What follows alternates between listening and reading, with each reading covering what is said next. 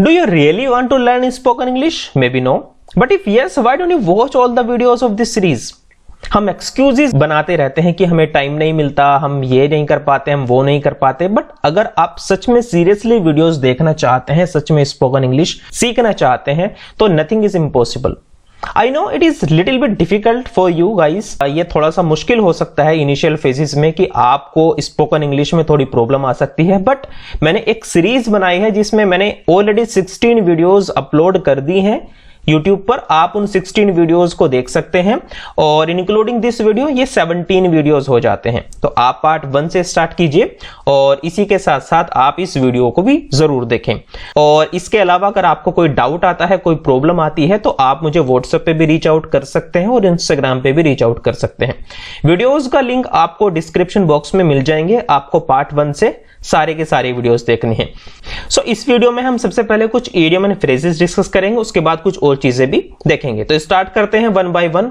So first one is loose head. Loose head का क्या मतलब होता है? लूज हेड का मतलब होता है टू बिकम वेरी अपसेट और एंग्री। जब आप अचानक से गुस्सा हो जाते हैं, किसी व्यक्ति से नाराज हो जाते हैं, तो उसको क्या बोलते हैं? लूज हेड बोलते हैं। ओके, जब आप अचानक से गुस्सा हो जाते हैं, अपना हेड जो है लूज कर देते हैं, अपना जो टेम्पर है उसको लूज कर देते हैं, तो उसको क्या बोलते हैं? लूज हेड बोलते हैं। To be very upset and angry. जब आप अचानक से एंग्री हो जाते हैं, गुस्सा हो जाते हैं, तो उसको क्या बोलते हैं? लूज हेड बोलते हैं। एग्जांपल सेंटेंस देखते हैं। He usually stays quiet in the meeting but this time he just lose his head. यानी वह आमतौर पर वह चुपचाप रहता है मीटिंग में, यानी वो कोई भी हल्ला नहीं करता, चुपचाप रहता है, लेकिन इस बार उसको अचानक से गुस्सा आ गया, उसने अपना हेड लूज कर दिया। ओके, तो यहां पर बात हो रही है किसी भी व्यक्ति के बारे में कि वो आमतौर पर तो उसको गुस्सा नहीं आता है, लेकिन दिस टाइम, इस बार उसको अचानक से गुस्सा आ गया किसी भी रीजन की वजह से। ओके, सो ही यूजुअली स्टेज क्वाइट काम इन द मीटिंग। वह यूजुअली यानी आमतौर पर, स्टेज क्वाइट काम इन द मीटिंग, वह अक्सर तौर पर मीटिंग में चुपचाप रहता है, काम रहता है, कूल रहता है। लेकिन इस बार क्या हुआ? उसने अपना जो हेड है वो लूज कर दिया, उसने गुस्सा दिखा दिया, फिर वो अपसेट हो गया। Next one is take to task. Take to task का मतलब होता है जब आप किसी व्यक्ति के बारे में कुछ गलत बोलते हैं या क्रिटिसाइज करते हैं, किसी की ओपिनियन को आप गलत बताते हैं, तो उसको क्या कहते हैं? टेक टू टास्क या फिर to criticise someone. Okay, to criticise someone, जब आप किसी की आलोचना करते हैं, किसी की ओपिनियन को आप सही नहीं ठहराते हैं। टेक टू टास्क को आप किस तरह से एग्जांपल में यूज कर सकते हैं? If you don't do your homework for a week your teacher will take you to task and you better to do that now. अगर आप अपना होमवर्क एक वीक के लिए नहीं करते हैं तो आपके टीचर आपको क्रिटिसाइज करेंगे। ओके, आपको भला बुरा कहेंगे, जो भी आप सेंस निकालना चाहते हैं, क्रिटिसाइज करना, ओके, या फिर भला बुरा कहना, आप अपने हिसाब से निकाल सकते हैं। Okay, you better to do that now. बेहतर रहेगा कि आप उस काम को अभी कर ले। Next one, sit in the judgement. To pass judgement specially when you have no authority. जब आपके पास कोई अधिकार नहीं होता है कहीं पर टिप्पणी करने का, कहीं पर बोलने का, तो उसको क्या कहते हैं? सिट इन द जजमेंट कहते हैं। यानी कहीं पर किसी भी व्यक्ति की कोई बात चल रही है और आपको पूरी इंफॉर्मेशन नहीं है, पूरी अथॉरिटी नहीं है, बट आप अपनी बातों को बोलने लगते हैं फालतू में, तो उसको क्या कहते हैं? सिट इन द जजमेंट बोलते हैं।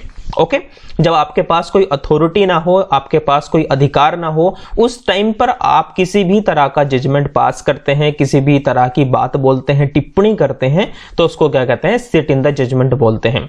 Example, I don't want to sit in the judgement on other people but if there is anything that is good try to hold it on.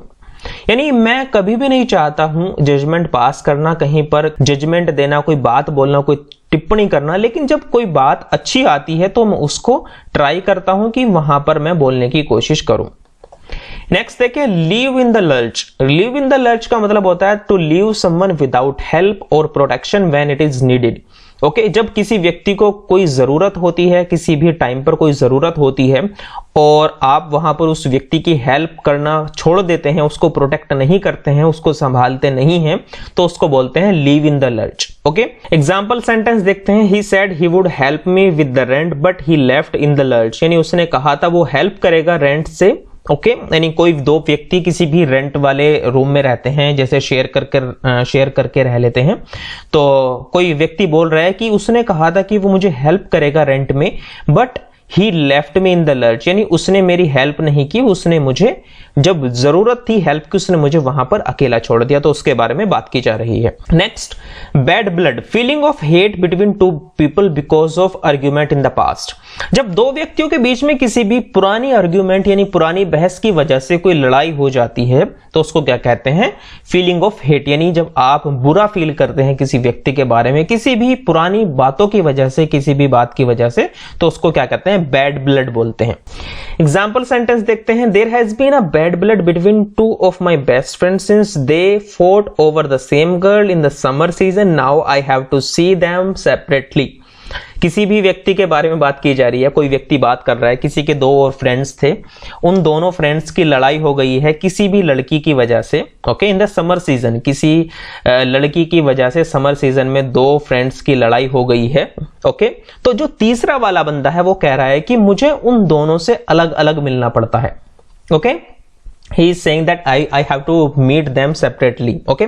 यानी उसको अब उन दोनों से अलग अलग मिलना पड़ता है। तो यहां पे क्या सेंस निकलता है इसका? बैड ब्लड का, हेट रेट का। ओके, जब दो व्यक्तियों के बीच में हेट होती है, feelings of hate between two people of because of some reason और आर्ग्यूमेंट, तो वहां पर क्या बोलते हैं हम उसे हम बोलते हैं बैड ब्लड। ओके, तो आप इसको देख सकते हैं कि किस तरह से यूज किया गया है। यानी उन दोनों दोस्तों के बीच में क्या है? एक नफरत है एक दूसरे के लिए। तो जब नफरत का सेंस कहीं पर आता है तो इस तरह से आप इस इडियम को यूज कर सकते हैं। नेक्स्ट देखते हैं क्लोज शेव। क्लोज शेव का क्या मतलब होता है? A situation in which you come very close to a danger situation. जब आप किसी भी बहुत ही डेंजर, बहुत ही खतरनाक सिचुएशन के करीब आ जाते हैं। अब ये सिचुएशन ही आपके डेंजर होती है, आपको कोई नुकसान नहीं होता है। ओके, इस चीज का आप ध्यान रख सकते हैं। जब आप किसी डेंजर की सिचुएशन में आ जाते हैं तो उसको क्या बोलते हैं? क्लोज शेव बोलते हैं। ओके, इसको आप देख सकते हैं किस तरह से सेंटेंस में यूज किया गया है। I had a close shave this morning, some idiot almost knocked me off my bike. यानी मैं सुबह बहुत ही डेंजर में आ गया था, बहुत ही बड़ी मुश्किल में आ गया था। यानी कोई इडियट जो है, कोई कहीं पर ड्राइविंग की बात चल रही है, दो व्यक्ति कहीं पर ड्राइव कर रहे थे, कोई दूसरा व्यक्ति जो आया वो बहुत ही पास से गुजर गया। ओके, तो उसने क्या किया? वो नॉक करके चला गया। बहुत बिल्कुल बाल बाल बचने की सिचुएशन थी, इसको नियर मिस भी बोलते हैं। ओके, बाल बाल बचने वाली सिचुएशन थी, तो उसको कहते हैं क्लोज शेव कहते हैं। ओके, क्लोज शेव। तो आप इसको याद कर सकते हैं और अपने सेंटेंस में यूज कर सकते हैं। I had a close shave this morning, some idiot almost knocked me off my bike. Okay, यानी मेरी बाइक जो है सिर्फ बाल बाल बची, कोई इडियट जो है वो बिल्कुल डेंजर वाली सिचुएशन में मुझे ला गया था या फिर मैं आ गया था। इसके अलावा आज हम आफ्टरवर्ड्स का यूज देखेंगे कि किस तरह से आप आफ्टरवर्ड्स को यूज कर सकते हैं अपने डेली की सेंटेंसेस में। एट अ लेटर टाइम, के तुरंत बाद। जब आपको कोई भी सेंटेंस बोलना होता है कि इस टाइम के तुरंत बाद या इस टाइम पर ऐसा हुआ, तो आप आफ्टरवर्ड्स का यूज कर सकते हैं। देखिए, you left at 4 and soon afterwards we left. तुम 4 बजे निकले और तुरंत बाद हम निकले। ओके, तो आफ्टरवर्ड्स का क्या मतलब हुआ है? तुरंत बाद, के तुरंत बाद। ओके, जब भी आपको के तुरंत बाद का कोई सेंस लगाना हो अपने सेंटेंस में तो आप इस आफ्टरवर्ड्स का यूज कर सकते हैं। के तुरंत बाद, you left at 4 and soon afterwards we left. इसके अलावा दूसरे सेंटेंस पे देखते हैं। I will come afterwards if you are busy. मैं बाद में आऊंगा यदि आप अभी व्यस्त हैं। अगर आप किसी व्यक्ति से बोलना चाहते हैं कि मैं बाद में आऊंगा, अभी आप अगर बिजी हैं, तो आप इस तरह से सेंटेंस को बोल सकते हैं।